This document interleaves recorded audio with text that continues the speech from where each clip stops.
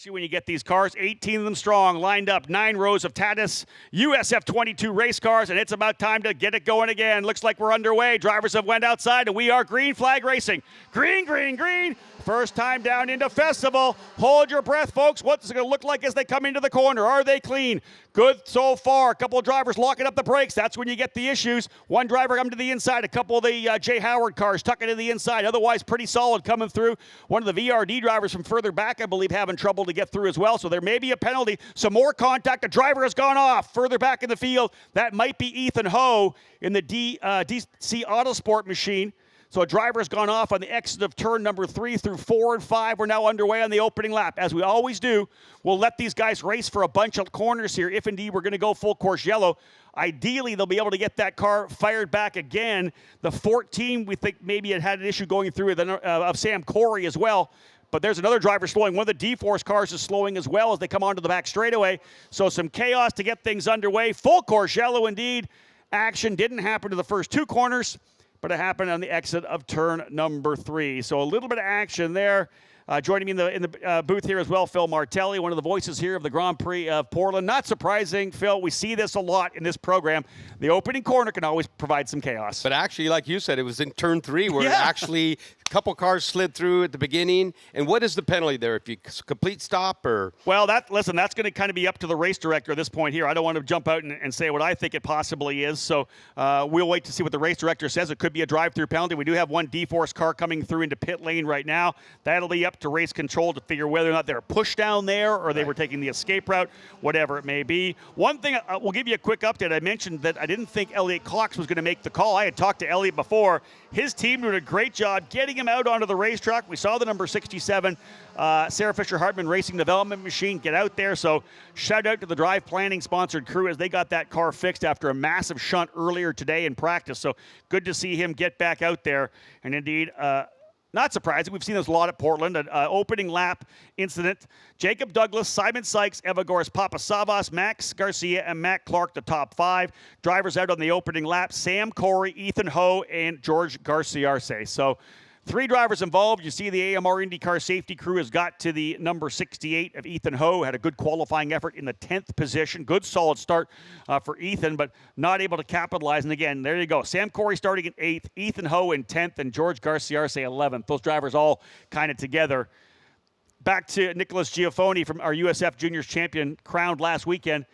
You didn't have a lot of mid-race starts. Normally you were kind of up to the front, but you know when you're starting back there, row 4, row 5, that's when people start getting aggressive, right? Correct, Rob. Once you start from outside the top 5, you got to be super careful because from 1-2 corners, you can have people starting back from 10th getting over to you. So you have to be really, really cautious, especially in a situation where they are the last race of the weekend, the last start of the weekend. I mean, you got to be cautious. Otherwise, from 5th place until 10th or 15th, it's going to get crazy out there. Yeah, and just look, maybe we'll be able to get a replay of what happened there coming out of turn number 3, because to me, looking potentially at the contact that happened, being told I don't think we have a good enough angle to tell you what happened there, but just based on the spin angle of Ethan Ho, probably got tapped from behind because the car kind of looped back around and into the gravel. So obviously an issue for him getting hit from behind. That may have come from Garcia-Arce, or we'll see. Regardless, 3 drivers not able to get back around. The 14 of Sam Corey back out onto the racetrack. He was able to limp it back to pit lane. The VRD crew getting that car back underway. So keep an eye out for Sam Corey, who will be 17th and just getting out in time, in fact, as well. He'll have to hustle his way back around. Still work to be done to get the car of Ethan Ho. And it looked like there was a tow truck out there, so likely suspension damage, not able to roll back. So this is going to take a little bit longer. But as I had said earlier in the day, the AMR IndyCar safety crew does such a tremendous job getting these incidents cleaned up. We don't lose many laps at all. Short track like this, 25 laps in total, a 45-minute time limit. I think we cut it down to a 40-minute time limit for this race. So indeed, Corey started 8th, has got good speed. Look to see if he's able to fight his way back up potentially into the top 10. So again, here is the top 10. Douglas with the lead, Sykes in 2nd, Papasavas in 3rd, Max Garcia 4th, and Matt Clark P5. Thomas Schrag ends up in 6th after the opening circuit. Nikita Johnson 7th. Lockie Hughes in 8th. Lucas Facuri in 9th, and Max Taylor rounding out the top 10. So indeed, a little bit of chaos early on. We would have expected it kind of on the entry into turn 1 and 2. That's where we normally see it as drivers work their way in and get on the brakes. Someone inevitably locking it up and driving to the inside, trying to get over aggressive. Everybody else did a great job there. It was on the exit coming out that we saw drivers get together, and a shame to see that happen. It would have been nice to get that opening lap in, because as most of us know, when it does happen, normally get through that opening lap, we're going to go a long way. Once the drivers kind of settle in, they get in the groove, they get into that train, they're not side by side. Normally we can go green to checker. It's the opening couple of laps. And then, of course, Nicholas, as you know, restarts bring on cautions. Cautions breed cautions. Anytime you have a restart, drivers can get aggressive. It's an opportunity to overtake. That's when you see another yellow flag. Rob, you're completely correct. Yellows bring yellows, Yes. and you got to be really careful, because sometimes when you are in the restart, a guy pulls to the side of you and you don't see him. Our mirrors are very good, but sometimes there's a dead Yep. spot and you can't see a guy, and that's really, really dangerous, because you go into a corner thinking there's no one there, and then you can get rear suspension broken or contact to end your racing like 2 or 3 seconds. We'll see if it happens this time. They're back on the throttle, and away we go. Coming out of the corner, turn number 12. Jacob Douglas will lead him down into turn number 1. Simon Sykes, again, an opportunity to win a championship. He's going to try to be smart. He just wants to bring it home ahead of Lockie Hughes, Nikita Johnson, and secure this championship. So you know he's going to be clean coming through. They'll work their way up on top of the curbing. Coming out of turn number 2. And then through turn number 3, you saw Papa Sabas getting aggressive there, working his way through. Another driver just coming out late here, having lost a lap. I think Garcia Arce maybe repaired him back out. But they're now underway. Sykes, I believe, slotting into the 3rd spot. Great battle a little bit further back right now between Garcia and Clark. That's the scrap there. Clark to the inside. They're side by side coming out of turn number 5 over to 6. Clark trying to finish it off, and I think he is through.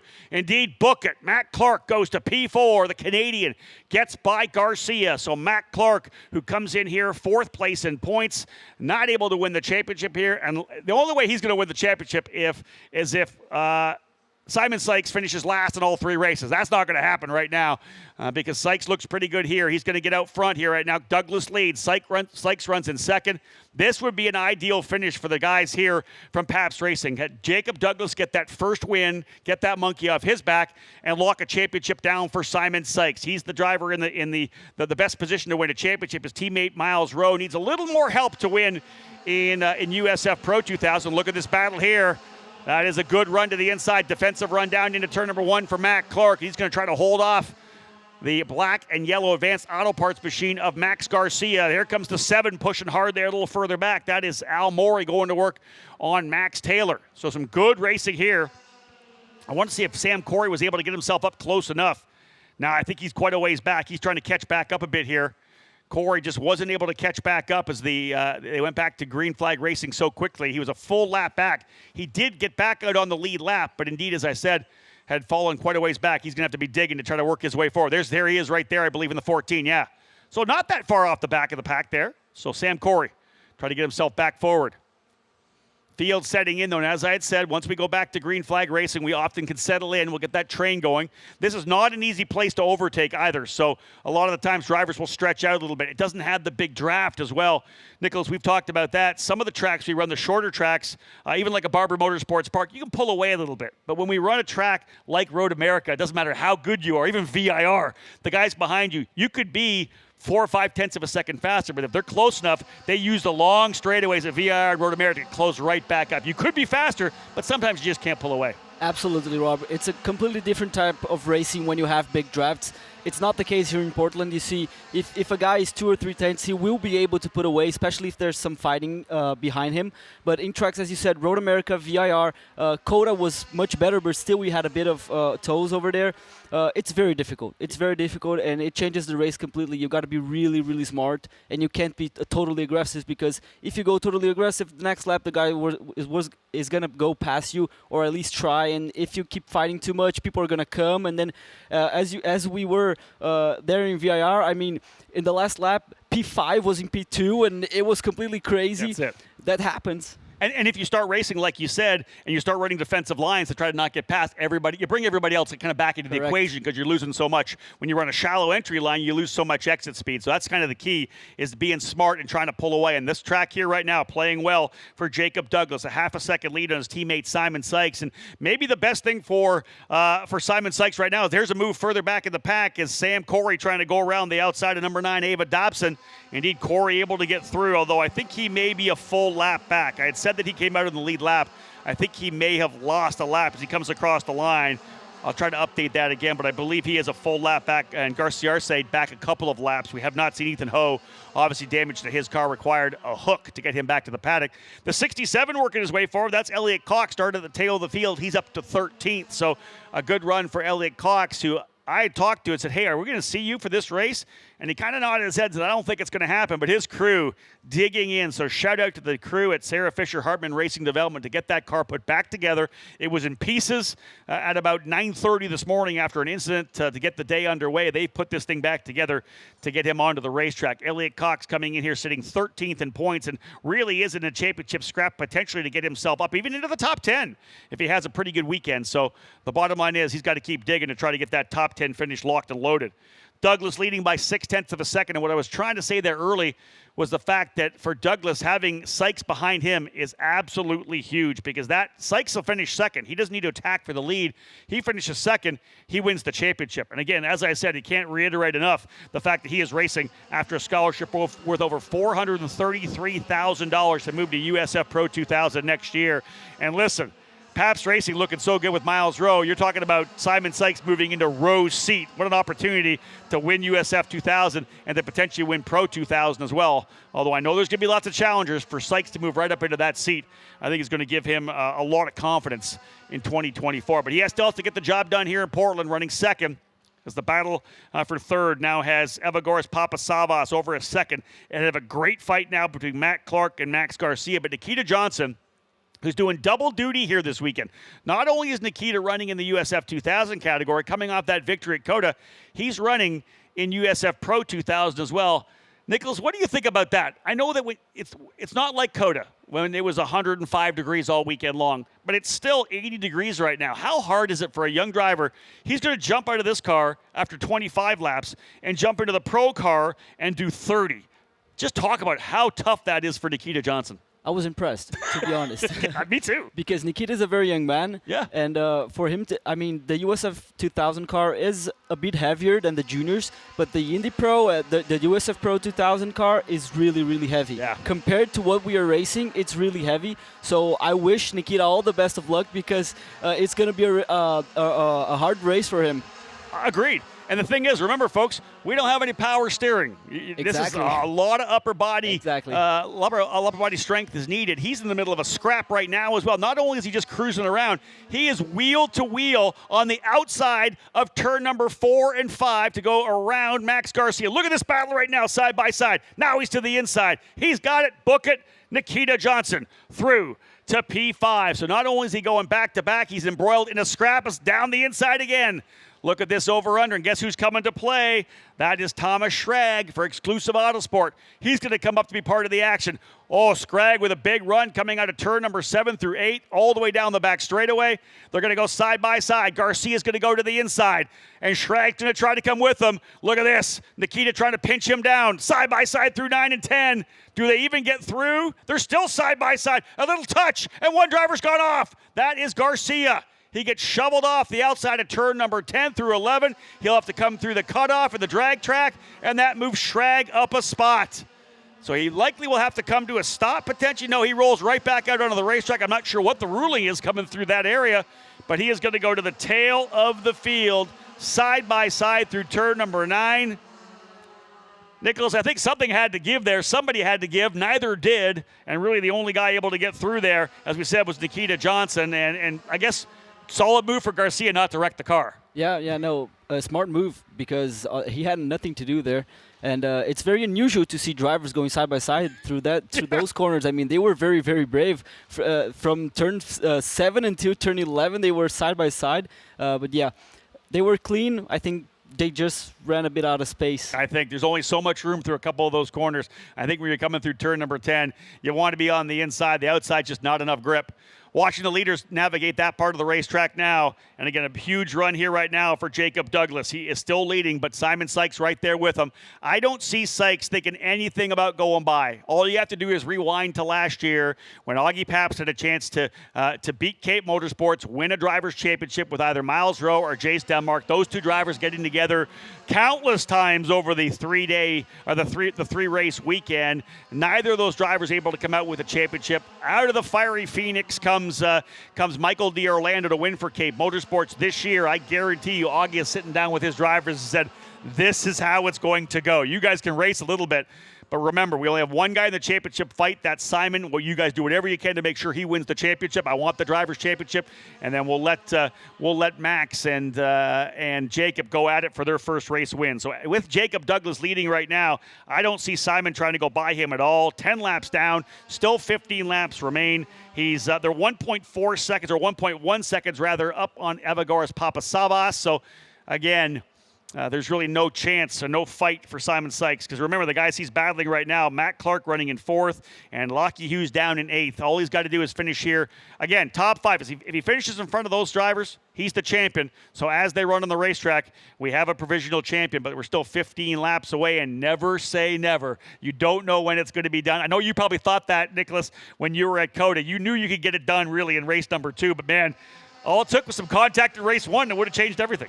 Yeah, it's true. It is. It's true. Sometimes you can be almost putting your hands into the trophy, and then it slips away. We saw it happen last year with Miles Rowe. We did. So it's never over until it's really over, and that's the thing Simon Sykes has to think of right now. I mean, he's in a comfortable position because the guy in front is his teammate. He's probably working together with him to try to pull away, and then if he wants to fight for a win, which he doesn't need, it can come down to the last 2 or 3 laps if they have a big enough gap to don't be attacked. So they're calm and relaxed up front. They're not in this battle that we're watching on the racetrack right now. These guys are absolutely going at it. That is behind Elliot Cox all the way back to Carson Eder. That is Cox, Facuri, Scully, Garcia, who's gone all the way back. He's trying to fight his way back forward. Garcia is in that number 24. He's 14th.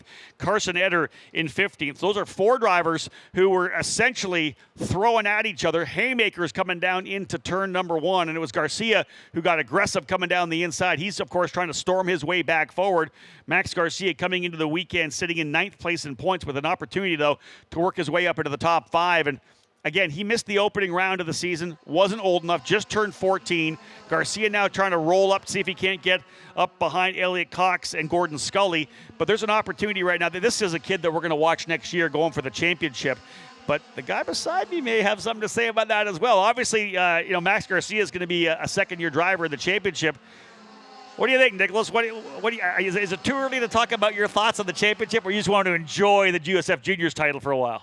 Nah, I can't enjoy it without thinking about next year. It's impossible. Right, I know. It's already. Hey, 2024 starts on Tuesday. Yeah, you know, the bottom line for you, Correct. Probably it started last Tuesday, having already won that championship. You guys are already thinking about it. You're thinking about, number 1, and I tell this to all the kids all the time, you may think you're physically fit for USF 2000. You're not. No. You think you're physically fit to make the move to pro? You're probably not, right? The level of fitness you have to drive these cars is so high that you're constantly in the gym, constantly focused on trying to get where you need to be. That's correct. We are not only trying to go through the ladder and improve the cars that we're driving, we have to improve as drivers as well. Our bodies need to be fitted. I mean, you can see Joseph Newgarden. The guy is huge. Yeah. And he drives an Indy car, so imagine how hard it must be for him. So we gotta go up the ladder and boss up physically as well. Exactly that. I like that. Boss up. You got to take everything to the next level. Not your just driving, but your fitness, your nutrition. If you want to, again, you succeed. And again, the fitness isn't about lap number 1 or lap number 2. It's about lap number 24 and lap number 25. You do all those reps, right? You're on the treadmill. You try to do those last couple of minutes when you want to quit, but you want to go 2 more minutes. That's so you're going to beat the guy on lap 24 and lap 25 when he's getting tired and you're not. That's so true. Everyone can be fast through 1 or 5 or even 10 laps, but when you're at that point where the guy who's going to win is the guy who wants it most, then it's when your physical and mental toughness is going to make a difference. I said physical toughness. That's a great addition. Mental toughness as well. And that's going through things in your career and having to fight back from it for sure. Nicholas, you had that this year. You were on a run to try to win this championship. You pushed so hard. You had a great run in Mid-Ohio. Then you made a mistake and got into the back of a car and had a big incident. But you turned around and came back after that. That pushed you mentally, did it not? Yeah, it did correctly, because I made a mistake in Mid-Ohio and I had to live with it for a whole month because I went back to Brazil, life continued, and I couldn't drive until Road America again. Yeah. So for a whole month I was thinking about the mistake I made. And once we were back in Road America, it was that time where I knew the track's going to provide a lot of tolls, so the races were going to be completely insane, and I had to protect my championship lead. So Road America was completely insane for me and for the team, because we were trying to survive, and we were not trying to race. So we had to be very, very tough there. Survival mode. Road America with those long straightaways. Everybody able to draft up, and there was some great racing, of course. We're so happy with how this USF Juniors program has worked. And again, joining me in the booth here today, Nicholas Giafoni, the young Brazilian driver for D-Force Racing. I talked about the fact that earlier today that Tony Kanaan obviously is now retired. Elio Castroneva's semi-retirement and is, of course, starting to – we have a caution on the racetrack right now. Caution on track, but to finish off my thought, looking for the next run of Brazilians coming up through the ranks. You got Kiko Porto for D-Force Racing, looks so good. He's going to run an Indy next race. Again, he ran at Indianapolis. He's going to run at Laguna Seca with Cape Motorsports. You're moving up here as well for Brazil into USF 2000. Anytime we have the broadcast on, we know that we're going to have Brazilians in the chat room, always cheering for Porto and cheering for Giafoni. But how about this right now? Yellow flag. So that big lead that we had after 14 laps, 0.7 of a second, will go away for Jacob Douglas. Debris on the back straightaway. Not quite sure what it was, but we'll send the AMR IndyCar safety team out to grab that debris and to do a track check. But as they run on the surface, slowing things down, Jacob Douglas with the lead. Simon Sykes, Pabst Racing 1-2. Evagoras Papasavas runs in third. Matt Clark in fourth. Nikita Johnson P5. Lockie Hughes has moved his way up to sixth. Seventh, Thomas Schrag. Eighth, Max Taylor. Ninth, Al Mori. And 10th is Maxwell Jameson. Al Mori, who started back in 15th, gets himself up in now to the 9th spot. 6th position improvement for the Indiana driver for Jay Howard Driver Development. So good job for Al Mori moving forward. Both Sam Corey and George Garciarce able to get back out onto the racetrack. Corey a lap back right now. I thought he was on the lead lap, but he wasn't. And there's a great shot on the camera there on the trackside here on the big screens as the AMR IndyCar safety crew picking up a piece of debris. And you wonder, hey, why couldn't we keep racing? It was just some debris. All it takes is for a driver to come through there, cut a tire on the back straightaway, and then have no tires, no brakes, no control coming into 10, 11, and 12. That was a good call to bring that yellow out. Yep, correct. Sometimes all it takes is a small piece of metal to screw your entire race. So it's better to have a caution, have the track cleaned, and then we can go safely running again. That's coming from a driver. He wants that track cleaned up. You hate when you're leading to see the yellow flag, especially when you stretched out a little bit here. But Jacob Douglas will have to do it again. A very strong restart to get things underway last time. Phil, you got to think a guy trying to get that first race win. That's the one big thing right now. Again, Phil Martelli, one of the voices here of the Grand Prix of Portland, joining us here in the booth. Again, for a young driver like Jacob Douglas, the Kiwi from New Zealand, second season, needs that win. You think about the pressure on him right now. I'm going to go back to young drivers. You're talking about what you need. This young man is young. Listening to his knowledge, watching what he's talking about, you can see why he's a champion. Going to have a great future. Can we ask how old you are? Because you look young too. I'm 18 years old. Wow. Only 18, right? Going to have a future, I'll tell you. That's it. Very impressive. Back at it, folks. The green flag flying already at start finish. Good clean up there. We're underway. One driver coming down to pit lane. Who is that? We had a driver head to pit lane for some reason. I don't know what that was. We'll try to figure who that was coming in. Maybe the number 90 of Thomas Schrag. Why did he come to pit lane? Something wrong with Thomas Schrag into pit lane. I don't know if it's a drive-through penalty or what happened, but Schrag into pit lane in the number 90. He was running strongly inside the top 10. Another driver having trouble. That's Max Taylor is going to get back out on the racetrack. Was not able to make the corner of turn number 1, so Taylor's going to go farther back as well. He was in 7th. So two drivers inside the top 10 having trouble. Thomas Schrag has not come rolling through here, so it must be some kind of a mechanical for Thomas Schrag, not just a drive-through penalty. I'm not sure why it would be. He was in the middle of a good fight, so something happened. Thomas Schrag coming to a stop at the exclusive Autosport pit on pit lane. Tough one for the driver out of Ohio, from Bethel, Ohio, in the Beefcake Racing Airport Electronic Service Mokket-sponsored machine. A former Team USA scholarship driver, very talented pilot. And for Thomas, I'm glad it's a triple header because we got 2 more opportunities, one on Saturday, one on Sunday, for him to try to get a top 5 result that he most definitely deserves. Shows lots of speed here.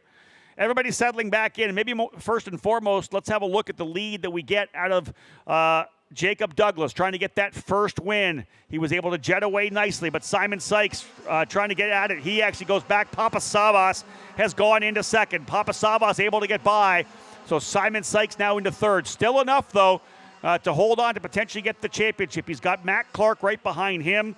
And then we've got Nikita Johnson, Lockie Hughes, Max Taylor still in the 7th spot. Al Mori in 8th. Maxwell Jameson and Max Garcia now back up into the top 10. Garcia fully leveraging the chance for him to get back forward after that yellow flag. He's going to try to see if he can't work his way back forward. 16 laps down, 9 laps remaining in this 25-lap race. And we're right after this going down to Victory Lane. We're done with Victory Lane. I'll throw it essentially right back up to Bobby Corser. We're getting ready to go back at it because USF Pro 2000's going to follow this, folks. Back-to-back races to cap off the day here for the USF Pro Championships. 2 races tomorrow afternoon, and we'll have 2 more races at the after the IndyCar main event on Sunday as well. So if you're trackside, you don't need to jump into the traffic. Feel free, enjoy yourself. And again, we got 2 more races after IndyCar. Simon Sykes, I think, may have been able to go back around Evagoras Papasavas. So we'll see how it plays out here when they come onto the front straightaway once again. Big lead right now for, no, it's still Papasavas. A little further back. The scrap, actually, I believe, is with the 7 of Al Mori going at it with Garcia. That was a different Jay Howard car. So there's your leaders coming through right there. So the lead now is Jacob Douglas. Papasavas goes up into second. Simon Sykes still third. He's got 1.7 seconds on Nikita Johnson. And there's another issue there. I believe that was the number 11, and Lucas Fakuri having trouble coming through the festival curves as well. So Fakuri was trying to put the pressure on Elliot Cox, has to take the cutoff through the corner. Otherwise, 7 laps remaining. Being told, 18 laps down, 7 to go. Jacob Douglas, can he get the first win? I don't know if either of the family members are here this weekend. Not sure whether they made the trek here from New Zealand for the weekend to cap off the season, but Jacob Douglas has been digging hard. A good rookie season last year, finished it off super strong. But it's been kind of an up-and-down season for him this year. A mid-season team change, a little different scenery for young Jacob, and looking to try to capitalize here in Portland. Again, his dad, Craig, mom, Rowena. I'm sure if they're not here, they're watching the broadcast back in New Zealand. So, again, their son digging hard to try to get that first victory. And listen, we know how crucial those first wins are. Big battler across the line. Man, that's some good racing further back. Look at these drivers, potentially 3 wide. Hold your breath coming through. That's Garcia. That's a lockup. That's the 14 of Corey right in there as well. That is Sam Corey in the middle of the scrap as well. And the 14, I believe. Remember, he's a lap back, but still digging it. It's Mori and Garcia going at it. So a lot of action here just outside the top 5.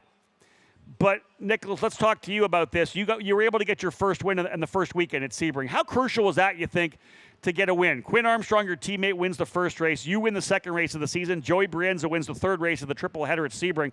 How important was it for you to get that win at Sebring? Because then you turned around, came to Barber, and dominated at Barber. How important was that first win, taking the pressure off of you? It's crucial. Yeah. It's crucial because I knew we had the pace, and coming into the first weekend, you got to start off strong.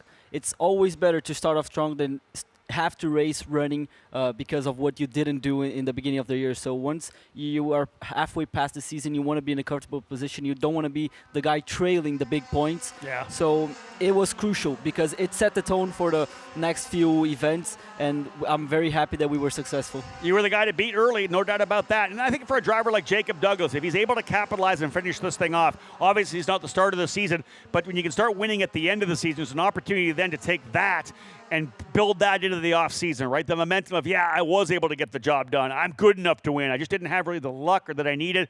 You need to get that win. If he has a strong weekend here, and again, qualifying P1, there's a very good opportunity for him to potentially be P1 in race number 2 and race number 3 as well. Let's have a look at fast laps. A 113 flat. Yeah, they were down to a 112 too. So I don't see anybody improving their times. Again, we talked about how this track was going to change after IndyCar came out. Obviously, we're seeing a lot hotter than it was, 79 degrees. It was like 60, I think 68 or 69 when they qualified later, in the morning. So an opportunity now.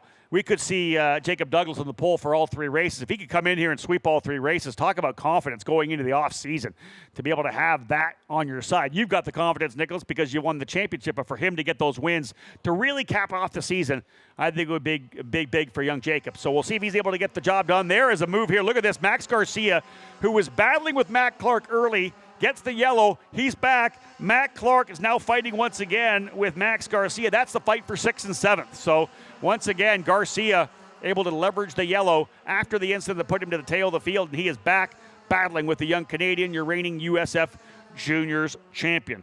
Douglas, Papasavas, Sykes, Johnson, Hughes, top 5. Clark 6th, Garcia 7th, Maury 8th, Scully 9th, and Maxwell Jamieson now up into the top 10. There's the fight there as well. Elliot Cox battling it out with Jamieson and Max Taylor.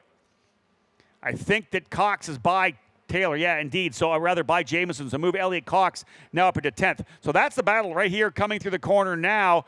You're going to see right there is Gordon Scully. And then it's Cox and Jamieson and I believe Max Taylor and Carson Eder all right there as well. Carson Eder, as I said before, if you watch any of our USF Juniors races, I would call him probably the most improved USF Junior of the season. Kind of stepped up, was outside the top 10, 12th, 13th of the early part of the season, but he dug in, got better and better, and we found him racing for 6th, 7th, 8th, 9th, 10th in the second half of the season. He's made the move up here. He ran the race at Mid-Ohio in USF 2000, finished all the laps, was able to get all 60 laps of racing in while others had trouble. He was able to get as much time as he could, max laps for him. And that's big, I think, for the young driver like that. Now he's coming out here and really digging it up, trying to see if he can't work his way into the top 10 here. So good run so far for Carson Eder. And I just want him to be able to get all the laps he possibly can. 3 to go. 3 laps remain for Jacob Douglas. Nicholas, what's it take to win over the last 3 laps? That's one of the things I always say. I want drivers to be able to stay in the series till they get a chance to win, right? Because you need to learn how to win races. Over these laps, 3 laps, I know races that I've been leading that I've won, I get kind of super nervous. You start looking around. I miss my mark a little bit here. Again, I'm not a pro driver. I make mistakes. You guys coming up through the ranks, what is he focusing on right now to make sure he gets home clean? Well, first of all, you don't want to be looking at it in your rear view mirrors. Okay. You want to be looking forward, and as you go through the race, as the laps keep pushing, the tires go off. So the car you had in the beginning of the race is completely different than the car you're going to be driving Good in the point. end. Yeah. So you got to be able to manage the car in the end and still be fast with the car with the degradation coming, so you can finish off strong. That's a really, really important point because sometimes you can be really fast when the tires are good, but how do you manage the tires when they are bad? Oh, trouble there for Matt Clark. Matt Clark has overcooked it. He's going to come back out onto the racetrack and get through here, and he's definitely going to come out behind Garcia. So Garcia putting the pressure on Matt Clark. We'll see how far back he's gone as the leader's rolling through. Looking for them coming through here right now and finding a little bit back. There'll be the next drivers coming through here. So indeed, Matt Clark has gone back a couple of spots. Looked like he lost 3 positions there. So I want to say that Garcia, Maury, and Scully all able to get through. I'll say this, 2 laps remaining. Evagoras Papasavas was a half a second faster than Jacob Douglas. Here's one thing. Douglas has got to get rolling because Papasavas is coming. So is Simon Sykes. Papasavas already a winner on the season at the Mid-Ohio Sports Car Course, but has not notched win number 2. This is all about Jacob Douglas putting in the magic lap here at the end. They'll work their way onto the front straightaway. A half a second was Papasavas up on Douglas the last lap. White flag will fly this time by. Will the Kiwi get the first win? Of course, down into turn number 1 is the first issue. Can he get through that turn cleanly? If he does, he'll be able to get through good. Look how close Papasavas is now. Maybe 4 car lengths. Simon Sykes right there. There's Nikita Johnson. Remember, Nikita in the 17, out of the 2000 car, right into the Pro 2000 car as well. He's got 30 more laps of racing still to come. 55 laps per day for young Nikita Johnson, just 15 years of age. That kid's going to be plumb tuckered out by Sunday night. I guarantee it. This driver mode, good, looking for that first win. We always are excited when a driver gets the first victory. Right now, Douglas has really got through the first issue, right? Turn number 1. That would be the attack point for Papasavas. Maybe the end of the back straightaway, the next one. Here's the big run. What kind of a toe will Papasavas get? And then here it's just a final run through the 10, 11, 12 complex. Will we have a first-time winner in Portland? He's got to make sure he hits the braking marks. The turn in, such a precarious corner. He's through 11. Now just got to come through turn number 12 cleanly. Papasavas close enough to get the draft. Do we see a drag race to the line? Here he comes. Big run out of the corner. Papasavas trying to make the run. Down the front straightaway. Pabst racing to the wall. And Jacob Douglas is a winner in USF 2000. The Kiwi wins. Look at the face right there for Augie Pabst, because not only did he win with Jacob Douglas, Pabst Racing and Augie Pabst have won their first driver championship. Simon Sykes is unofficially the 2023 USF 2000 presented by Cooper Tires champion. The driver out of Athens, Georgia, has won the championship and a scholarship worth over $433,000. What a day for Pabst Racing.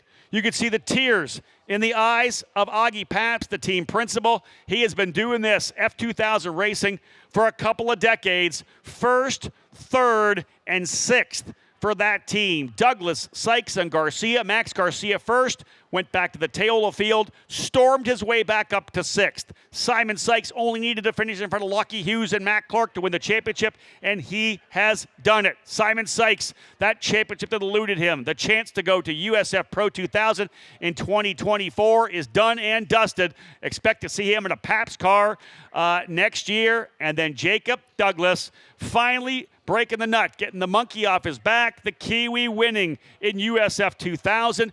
He could be a driver to sweep here this weekend. Douglas, impressive, put it down when he needed to. Jacob Douglas, now a winner. Simon Sykes, the champion. This cool-down lap. Nicholas, how did you feel in race number 2 when the job was done? I couldn't believe it, to be honest. They told me, I entered on the radio of it, you better not be messing with me because it takes a second. I bet. You've been working so hard for the past year that when it finally happens, it doesn't seem real. I can just about imagine. And again, drivers coming down. Thank you so much for joining me in the booth. Thank I appreciate it, Nicholas. Nicholas Giafoni, folks, second-generation driver. You're going to hear a lot about this kid for D-Force Racing next year in USF 2000. Watch for him to go for another championship, trying to follow in the footsteps of the Spencer Pigots, the Kyle Kirkwoods, who have stormed their way through. And this is right here, right? We're going to see a couple of celebrations, folks. This one here for Jacob Douglas. Again, the folks back home are going to be watching this one because this kid has been waiting for this win. He was a top 5 runner at the end of last season. He is now a winner in USF 2000. Jacob Douglas getting the job done. Flag-to-flag victory for the young Pabst Racing driver. And again, as we said, Evagoras Papasavas in the number 6 for Jay Howard Driver Development. Has he ever come on strong at the end of this season? He's fighting for a chance to potentially work his way up into the top 3 in points as well. It's not done yet for Papasavas. There is your unofficial results all the way back to Elliot Cox, who started dead last and has found his way up into 10th. Good run for Cox. Not just for Elliot Cox, but also for, of course, the team as well that got him back out on the track. And this is what we've talked about with Nicholas Giafoni.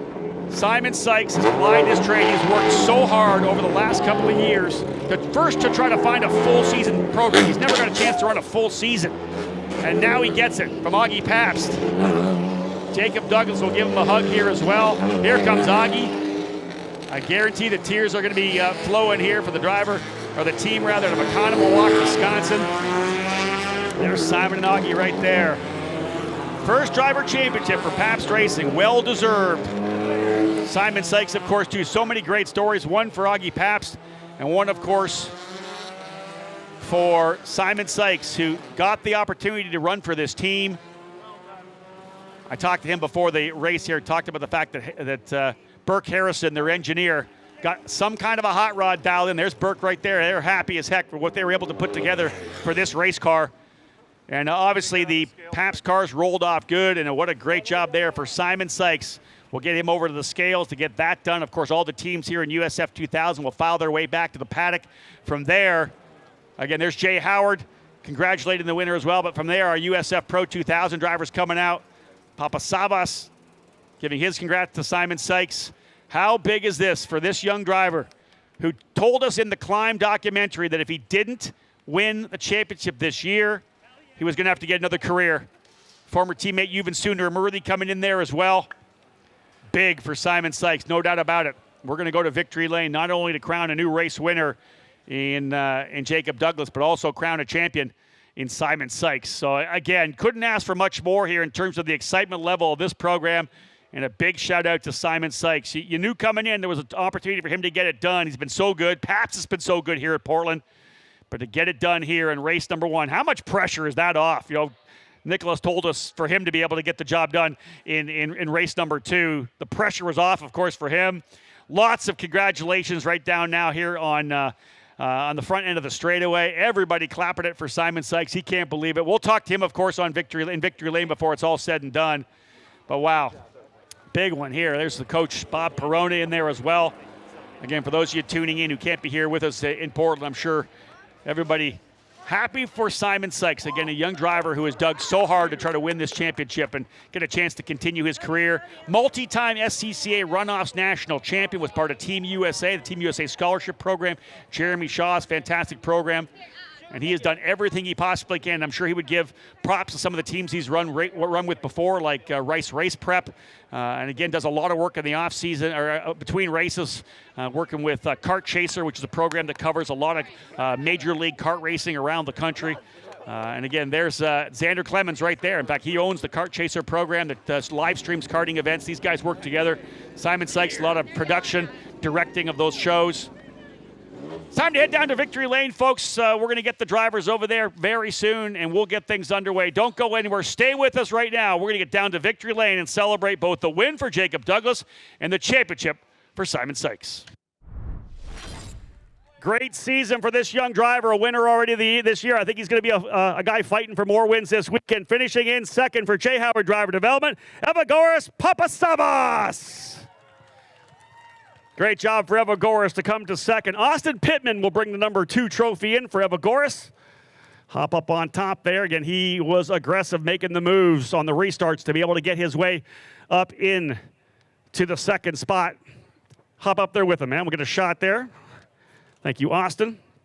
Again, a lot of great folks from Get Discount Tire, part of our Discount Tire Scholarship Program. Great to have our Discount Tire guests here with us this weekend.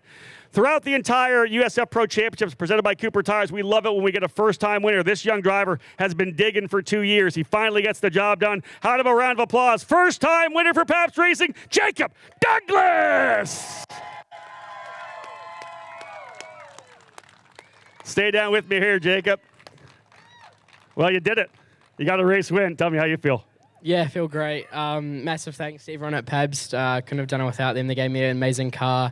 Ever since I joined them about 6 months ago, they've been amazing. And I can't thank them enough. Tell me about that cool-down lap. You come across the line, you win it. You've been trying so hard to get the victory. How did you feel on the cool-down? Amazing. I was just taking it all in. It was nice to have a lap without a bit of pressure and just think about the race and how far we've come and stuff. Family here this weekend, or are they all back in New Zealand? All back in New Zealand. I think it's actually a good time for them at the moment in the morning, not like 1 a.m. But Exactly. Yeah. What do you want to say to them? Massive thanks to them. Couldn't have done it without them either. They've been by my side ever since I started, and I just can't thank them enough. Time to celebrate. Get on top here. Jacob Douglas, folks, his first win. Could be more this weekend for sure. He looks very good. Let's bring that first place trophy in. Joe Hall with the first place trophy for Jacob Douglas. A big victory here. Portland will always be the site of his first win here as part of the USF Pro Championships, and a tremendous drive again for him. Excellent job. Again, we have another podium we're going to still be doing here because we got to crown a champion. USF Pro 2000 drivers, as we know, rolling out onto the grid now to get ready to go for their 30-lapper. Nikita Johnson right out of his car in USF 2000 to run the pro class as well. But first and foremost, we got to finish things up here with this podium, and a great job for Jacob Douglas. Not only was he able to lead all the laps, also able to defend on a couple of restarts too. So it was a busy day, and we know how tough the restarts are here at Portland. You got to get that run out of 12. You got to get through festival curves cleanly, and he did a great job getting through there. And again, We had Nicholas Giaffoni up in the booth with us, and he talked about the fact how crucial it was for him to get that first victory of the season at Sebring to kind of set things up for the 2023 title campaign for Jacob. What he's going to do here this weekend will set the tone for the offseason and what he's able to do in 2024. So winning at the start of the season is crucial, but man, winning here in the finale, that does set things right for the offseason and into 2024.